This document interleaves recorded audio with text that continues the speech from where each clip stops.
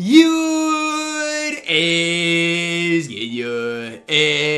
your boy Ty back here with another video. In this video today, guys, we're going to be going over and talking about the new legendary path cards that did get released in NBA 2K24 MyTEAM. Obviously headlined by the lock-in, who is J.R. Smith. Now, is J.R. worth locking in? Gonna be covering that in this video. But I'm excited for Steve Francis. We got Chicken Man, probably Kelly Tripucka, who might be a grindable card, probably either him or Horace Grant. And then as far as the Emeralds, I mean, Kenny Walker I'm interested in, as well as Byron Scott. So from top to bottom, I do think this drop is going to be pretty solid. So again, I'm just hoping that T-Mac is really, really solid. I probably won't lock in for T-Mac, but for everybody that does lock him in, I hope he is solid. We're going to start off today by talking about Craig Hodges. Now, I'm going to start talking about Craig Hodges with this.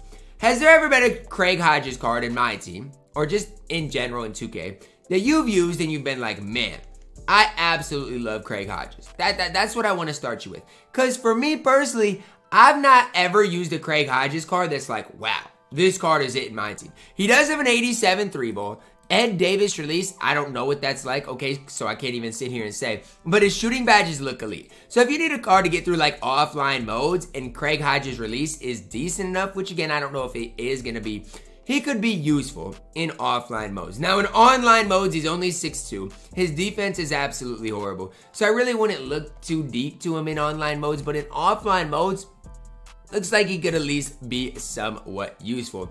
Next up, guys, we do see Eddy Curry, 7 feet tall, 7'6" wingspan. Now for Eddy Curry, has he historically had some good cards in my team? Okay, yes, he has. I mean, we could throw it back to, when was it? 2K20 when we saw the first Eddy Curry card. The problem with this Eddy Curry is he's got 25 speed, 29 lateral quickness.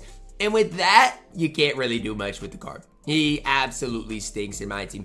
Eddy Curry, a garbage man. In my team, it's that simple, that easy. Byron Scott up next, 6'4", 6'7" wingspan. He only has a total of 7 badges, but the first thing that catches my eye is that 3-ball, right? He's got a pretty high 3-ball in my team, 83, as well as some decent shooting badges. 76 speed, 73 lateral quickness. That's not the worst. Romeo Langford base, same thing as Mike Miller with the Rudy Upper. Last year, the Rudy Upper slowed some releases down. This year, I can't really say because I've not used Ron Artest yet. I do know a lot of people who do like Ron Artest because he has a chicken release. So again, that's just kind of something I'm personally going to monitor. A lot of people probably already know, you know, if you play a lot of Park, how good the Rudy Upper is. For me, I'm not sure yet. But the Romeo Langford base is one everybody loves. Now, the one thing I'd be a little interested to see is Jameer Nelson, right? He has the Romeo Langford base, but the Dwight Howard slows it down so much. So the upper matters more than anything on it.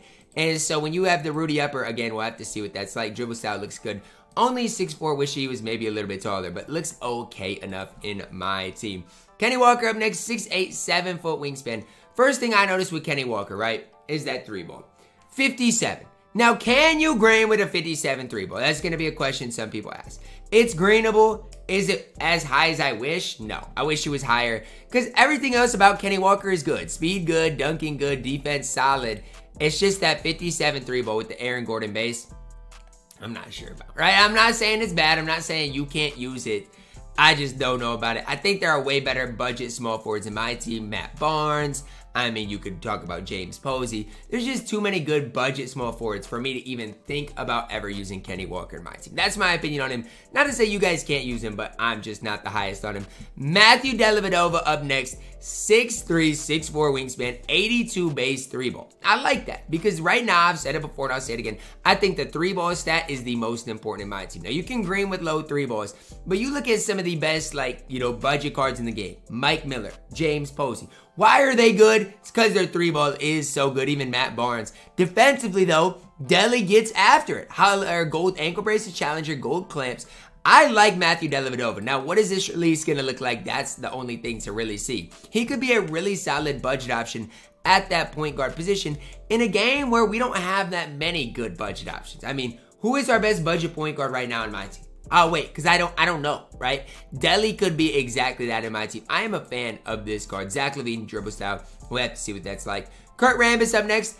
Actually doesn't have that bad of speed. Defensively is actually decent. But he's only 6'8" and can't shoot. You're looking at a 6'8" power forward that can't shoot. I'm sorry, Kurt Rambis. You are a bona fide scrub.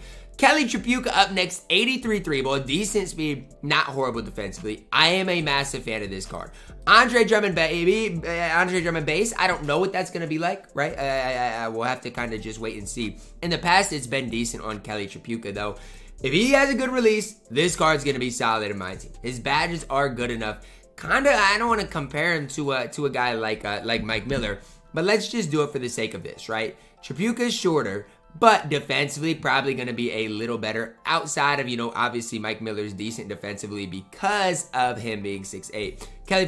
Kelly is way faster. Mike Miller probably has a better release. But I do think it is a debate to be had. Kelly could be a really solid budget option for all of us that are no money spent out there. Horace Grant up next, 6'10", 7'1" wingspan.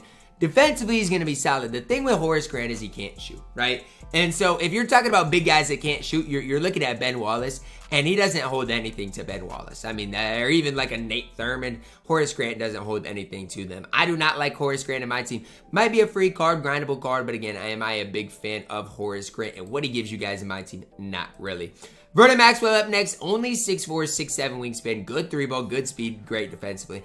I don't have a problem with Vernon Maxwell. The only problem, I lied. I do have a problem with Vernon Maxwell. What are your badges? I mean, let's be honest with you. You're 6'4", you have good defensive stats, but what are these defensive badges? I mean, I look at here and I see one defensive badge. I mean, gold off-ball pass. That's a decent enough badge, but when I'm looking at the whole picture here, I don't see it with Vernon Maxwell. You guys might. I don't see it. Thanasis release, I don't know what that's like. Again, we'll have to see, but I'm not that high on Vernon Maxwell heading into today. Jerry Lucas up next. Okay, buckle your seatbelts up, because I thought they'd give Jerry Lucas like a 40-some speed, and the first thing I see is a 65 speed rating.